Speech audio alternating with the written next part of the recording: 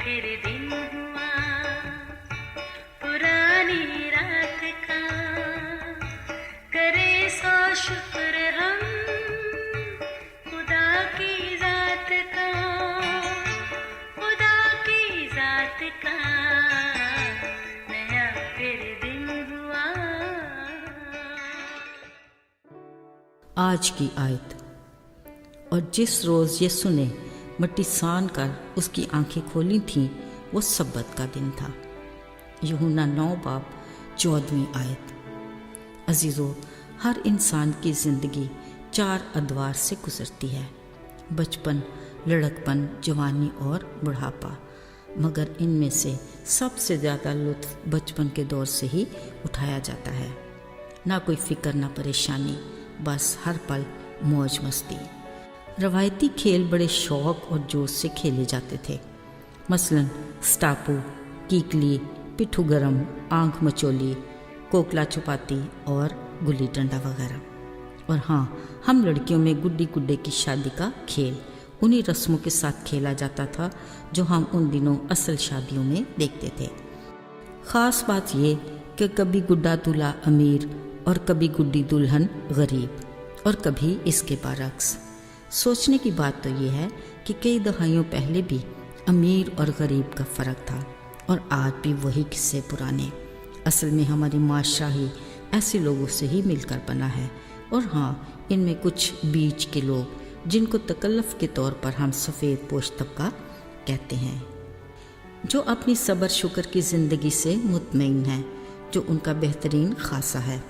अजीज़ों, यीशु मसीह की ज़मीनी ज़िंदगी का दौर इंसानी ज़िंदगी की वो तारीख़ है जो आज भी हमारे लिए ताज़ा हवा के झोंके की मानद है।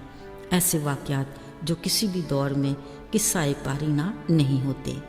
यूहन्ना की अंजील में लिखा है, एक दिन यीशु अपने शागिर्दों के साथ कहीं जा रहे थे कि उन्होंने एक जन्म के अंधे को देखा। पूछा, ऐ रबी, इसने गुनाह किया या इसके माँ बाप ने, जिसकी वजह से ये अंधा पैदा हुआ?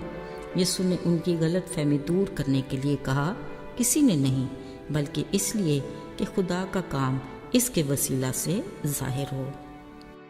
ये कहकर यीशु ने ज़मीन पर थूका, मट्टी सानी और उसकी आंखों पर लगाकर कहा, जा शलोह होश में जाकर आंखें धो ले। अजीज़ों, यीशु ने उसे भेजा, उसने आंखों को धोया और बीना हो गया। मगर अफसोस कि उसके दोबारा यीशु के पास आकर शुक्रिया करने का मौका ही न मिल सका। वो दुनिया की भीड़ में बस उनके सवालों से ही उलझ कर रह गया। किसी ने कहा, क्या ये शख्स वो नहीं जो कल तक भीख मांगता था?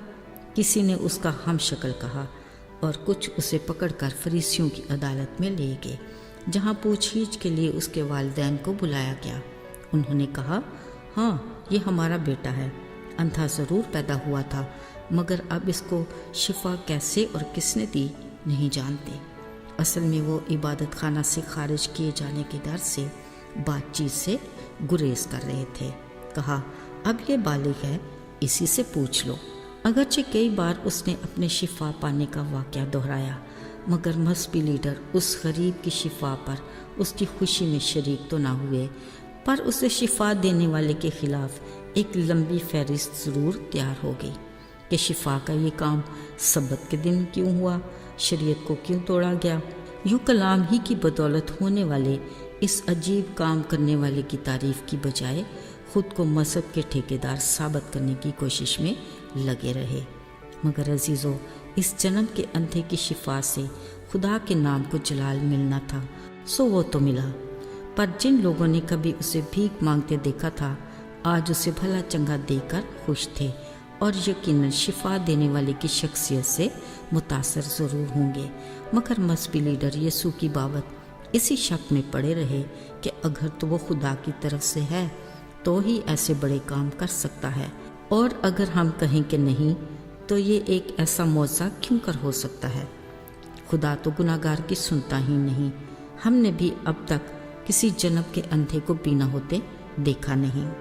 जब फरीसियों को इस वाक़या में अपना मुफाद नजर न आया, तो उन्होंने उस पर यह फतवा ज़रूर लगाया कि तू तो पैदा ही गुनाह में हुआ है।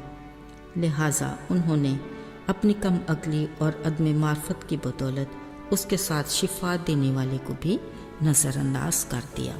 عزیزو، شریعت کے دور میں مذہبی لیڈر اپنے نفع نقصان کے اندازے لگا کر لوگوں پر شریعت نافذ کرتے تھے، اور خود کو تو وہ مذہب کے ٹھیکیدار سمجھتے تھے اور لوگوں کو شریعت کی زور زبردستی پیروی کروانا اپنا فرض سمجھتے تھے۔ مگر آج فضل کا دور ہے۔ یسوع مسیح کی قربانی کی تکمیل پر جب ہیکل کا پردہ پھٹ کر 2 حصے ہوا تو انسان کا خدا سے میل ہوا، یوں خدا سے رسائی کی راہ ہموار ہوئی۔ اگرچہ آج بھی کچھ لیڈر ایسے ہیں جو فریسیوں کی طرح خود کو مذہب کے ٹھیکیدار سمجھتے اور رسومات کو اہمیت دیتے ہیں۔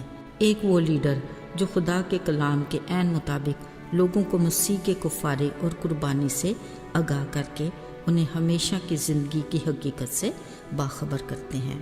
یاد رہے، ہمیں حقیقی معنوں میں آسمانی خدا باپ سے اپنے رشتے کو مضبوط کرنا ہے۔ اس کی بنیاد اس کی رفاقت اور شراکت میں ہے، جس سے ہمیں اس کے کلام کے وسیلہ سے سختی سے عمل پیرا رہنا ہے، کیونکہ خدا کو ماننے سے زیادہ خدا کی ماننا زیادہ ضروری ہے۔ آئیے دعا کریں۔ اے خدا باپ، ہم تیرے اس بڑے فضل کے لیے شکر گزار ہیں جس کے وسیلہ سے ہم تجھے باپ کہتے ہیں۔ ہمیں اس رشتے میں ہمیشہ قائم رکھنا اور اپنی رفاقت میں ہمیں آگے بڑھانا۔ یسوع کے نام میں آمین۔